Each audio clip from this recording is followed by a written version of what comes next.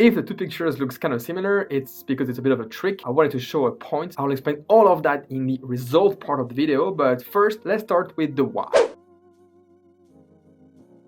Why would someone stop drinking for 30 days? To me, it started quite early, as this is one of the habits of my dad. I don't know at which time he decided to do this, but I think it's been along for more than 10 years now that every year he picks 1 month where he drinks no alcohol. I've always found it interesting, and 4 years ago I started to do the exact same thing. So to be fair, the last 30 days where I didn't drink alcohol was already my 4th time doing the same challenge. To discuss a bit the why doing this, I want to say first that I'm not a very big drinker, although under the right circumstances, I could end up drinking alcohol 4 or 5 times a week. It could be just a simple glass of wine with Margot on the sofa after a long day of work, or going out to some friends and bringing a bottle of wine there, or going to a pub. So without getting like completely hammered drunk, this only happens, I would say, once or twice a year when I really go over my limits. So far, I didn't see any bad consequences on my health, but it's very easy to understand that this is doing harm to my body and not good. Therefore, I wanted to make sure that every year I make this 1 month where I drink no alcohol. It might be a way to just recharge my batteries, so to say, give my liver a bit of a break. But most importantly, I think it's the psychological effect that it has on me that I'm really looking for in those challenges. I want to make sure, like 100% sure, that first, I don't crave for alcohol. I don't want to feel like I'm missing it. Therefore, checking this for 30 days and realizing if I'm missing it or not, I think it's a perfect way to figure out if you are missing something or not. Cut it off for 30 days and you will be able to understand your own feelings and emotions and your relationship with this thing that you just cut off. Anyway, that's my why. Now let's move on to the results part, because for the last 30 days, I've been keeping some notes and tabs about myself just to give you an overview of what happened when you quit drinking alcohol for 30 days. First, I like to answer a bit of a myth, and it is the trick that I actually pulled on you with the thumbnail. So both pictures of the thumbnail are actually the exact same picture. I just went online and found an online tool to magnify the picture, because there is this misconception that quitting alcohol is going to improve your skin a lot. I tried to look in literature and I didn't find any proof of that. Only thing I found is that being dehydrated is going to have an impact on your skin, that's for sure. And alcohol could be a factor for your dehydration. But you could very well be drinking alcohol and hydrating yourself and keep having a nice skin.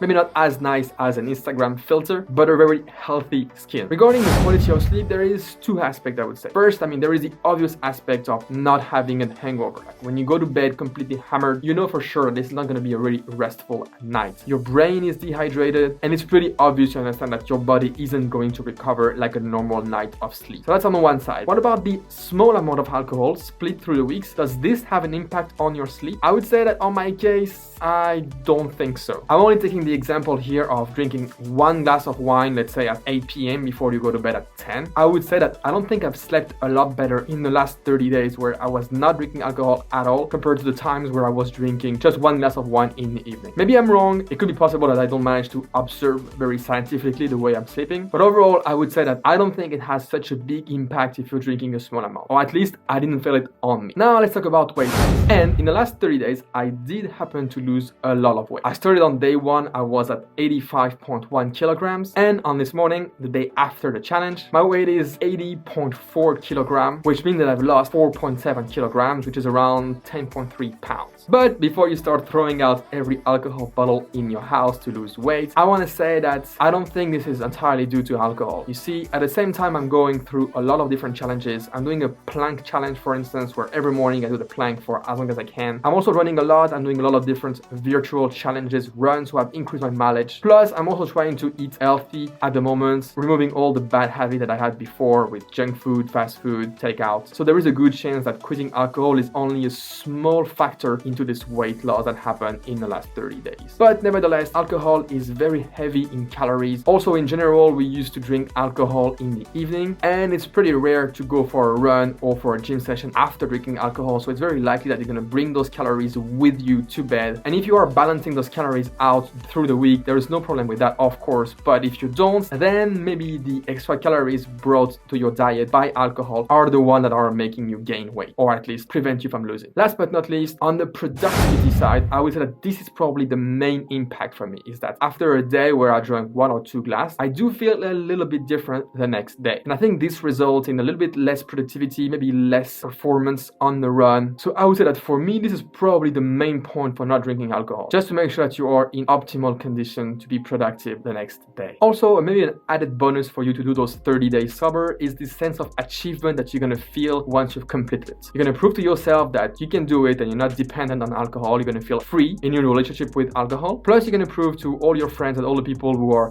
socially pressuring you to drink alcohol when you go to their place or to a party that you are able to control your alcohol consumption and that you are the master of your own body. That's it, guys. I hope you liked it. If you did, give it a thumbs up. Regarding the audiobook recommendation, I'm gonna recommend the book Eat and Run from Scott Jurek because it talks a lot about nutrition and what you put in your body and the respect you need to have to your body regarding to the diet that you follow. Really cool book, fascinating to read, but even better to listen to while running. That's what I did the first time I read it. Really amazing to go through all Scott Jurek stories. So I'll put a link in the description. There's still the Audible 1-month free trial, so you can start a subscription all free of charge. Listen to one audiobook, just cancel it after that if you don't like it, but I'm ready to bet that you won't. If you are interested about improving your diet, I made a full video about what breakfast I eat every day and why you should eat the same one. So go ahead and have a look at it. Meanwhile, thank you very much for watching, and until next time.